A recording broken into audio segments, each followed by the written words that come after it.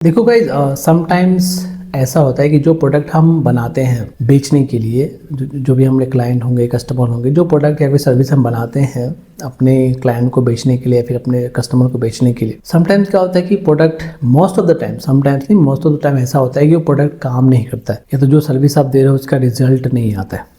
वहाँ पे हम क्या करते हैं कि उसी सर्विस को या फिर जो चीज़ें हम, जो हमारा प्रोडक्ट है उसको रिपीट कर रहे होते हैं, 2-4 साल 5 साल हम रिपीट कर रहे होते हैं। लेकिन ऐसा नहीं करना है। बिजनेस के अंदर ना सबसे सिंपल सी चीज़ है कि जो चीज़ वर्क नहीं कर रहा है ना, you need to get rid of it. जो प्रोडक्ट या फिर सर्विस कस्टमर को अच्छा नहीं लग रहा है, जो रिजल्ट ला के नहीं दे रहा है, जो आप वादा करो अपने डॉक्यूमेंट्स में, जो आप कह रहे हो कि हम आपको ये सर्विस के थ्रू इतना का प्रॉफिट ला के देंगे, या फिर ये प्रोडक्ट आप खा लो आपको ये हो जाएगा, वो हो जाएगा, ये ठीक हो जाएगा, वो ठीक हो जाएगा, अगर वो सारी चीज़ें वर्क नहीं कर रही हैं, you need to get rid of it. ना तो क्वेश्चन इज कि हम डरते हैं, राइट? हम डरते हैं। आप में से बहुत से लोग होंगे जो जिन्होंने प्रोडक्ट तो बना लिया है लेकिन अब उसको मार्केट के अंदर लॉन्च नहीं करे, या फिर डर है, या फिर ऐसा होगा कि प्रोडक्ट अगर काम नहीं किया तो हम बैंकरप्ट हो जाएंगे। ऐसा सबके साथ होता है, खाली आपके साथ नहीं हुआ है। Most of the business owners went bankrupted. Okay, past में ऐसा हुआ है, इस वक्त भी ऐसा हो रहा है कि बहुत से लोग बैंकरप्ट हो गए हैं, ठीक है, अपने बिजनेस को चलाते चलाते,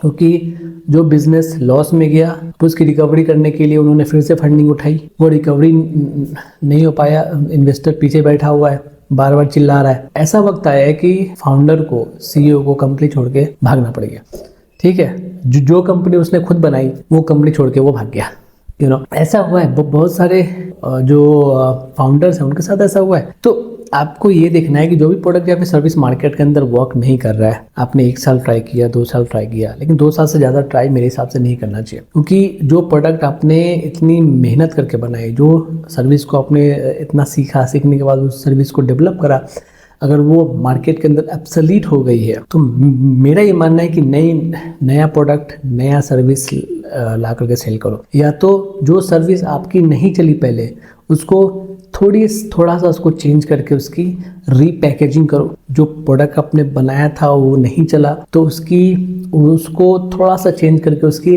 रीपैकेजिंग करो। मार्केटिंग, मैं देख रहा हूँ आज के टाइम में बहुत सारे बिजनेस ओनर्स हैं, वो एक लेवल पे तो चले गए हैं, उन्होंने एक लेवल पे, मैं बहुत बड़े बिजनेस ओनर की बात नहीं कर रहा हूँ, मैं जो छोटे मोटे बिजनेस ओनर होते हैं जो कि किसी का 2 रेस्टोरेंट है, किसी का हॉस्पिटल है, किसी का क्लिनिक है, कोई डेंटिस्ट है, किसी का कुछ है, किसी का कुछ है, मैं उनके बारे में बात कर रहा हूँ। They are not doing enough marketing for their businesses, और यहाँ पे सबसे बड़ी गलती वो लोग ये कर रहे हैं कि अपने बिजनेस की मार्केटिंग नहीं कर रहे हैं, बिजनेस में इन्वेस्टमेंट नहीं कर रहे हैं। जब तक आप अपने बिजनेस के अंदर इन्वेस्टमेंट नहीं करोगे, मार्केटिंग नहीं करोगे, how will you get the results? ये सबसे बड़ी प्रॉब्लम है। और इस वीडियो के थ्रू मैं आपको भी कह रहा हूँ, यहाँ पे हमारा एक डिस्कशन चल रहा है अपनी टीम के साथ, तो अगर आप इस वीडियो को देख रहे हो तो मैं इस वीडियो के थ्रू आपको भी कह रहा हूँ कि अगर आप भी एक बिजनेस ओनर हो तो मार्केटिंग के ऊपर स्पेंड करो। देखो, सबसे सिंपल सा तरीका है, अपने प्रॉफिट का आपको कम से कम 60% मार्केटिंग के ऊपर स्पेंड करना चाहिए। आप जो पैसे बना रहे हो अपने बिजनेस से, उसके बाद आप जो सैलरी आपकी जा रही है, इक्विपमेंट में आपका जा रहा है, मशीनरी में जा रही है, यहाँ खर्चा हो रहा है, वहाँ खर्चा हो रहा है, लाइट का बिल वगैरह में, ऑफिस का जो रेंट वगैरह में, टूल्स के खर्चे हैं। एक बिजनेस के अंदर बहुत सारे खर्चे होते हैं।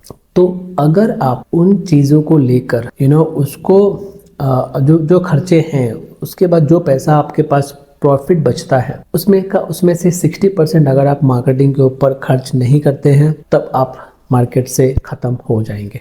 आपको मार्केट से कंपटीशन आउट कर देगा। अगर आपको मार्केट में बने रहना है, you need to invest on marketing, marketing is the one of the those things, मैं कहता हूँ कि जो बिजनेस की एक नींव है। आपको समझना है कि जो बिजनेस की नींव क्या है, हमारी सबसे बड़ी जो जड़ है, जहाँ से रेवेन्यू आएगा, जहाँ से कस्टमर्स आएंगे, वो है मार्केटिंग।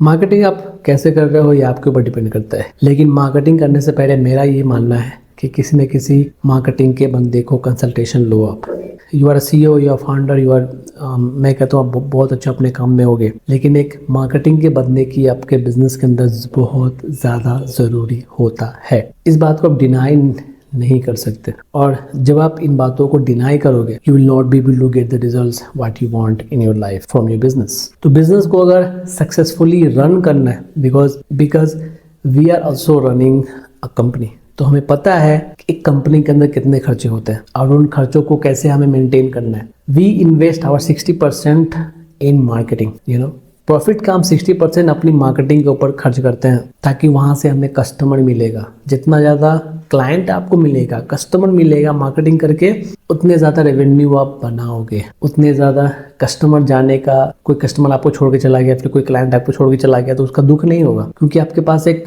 फ्लो ऑफ जो क्लाइंट है, कस्टमर, वो बना हुआ है। तो डरने की ज़रूरत नहीं है, मार्केटिंग पर इन्वेस्ट करो। और एक चीज़ और, जो प्रोडक्ट काम नहीं कर रहा, जो सर्विस काम नहीं कर रहा है, उसको ख़त्म कर दो। नया प्रोडक्ट या फिर सर्विस पे आप काम करना शुरू करो। अब कोई मुश्किल नहीं, आज के ज़माने में, एआई के ज़माने में, अगर आपको कोई भी प्रोडक्ट बनाना है या फिर आपको कोई एक नई सर्विस बनानी है, तो आज के टाइम में कोई ज़्यादा मुश्किल नहीं है। एआई का ज़माना है, सब कुछ ऑटोमेशन पे है, बस खाली कुछ प्रॉम्प्ट देने हैं, सारी चीज़ें आपके पास में आ जाएंगी, सारा डेटा वो गैदर करके एआई लेकर के आ जाएगा। तो आपको पता चल जाएगा कि आपका टारगेट ऑडियंस कौन सा है, किस एरिया में रहते हैं, क्या उसका डेमोग्राफिक्स है, क्या है, सब कुछ। You will be able to know everything of your customers. वहाँ पे जाके अपनी सर्विस को, अपने जो प्रोडक्ट है उसको पिच करना है। You will see the results.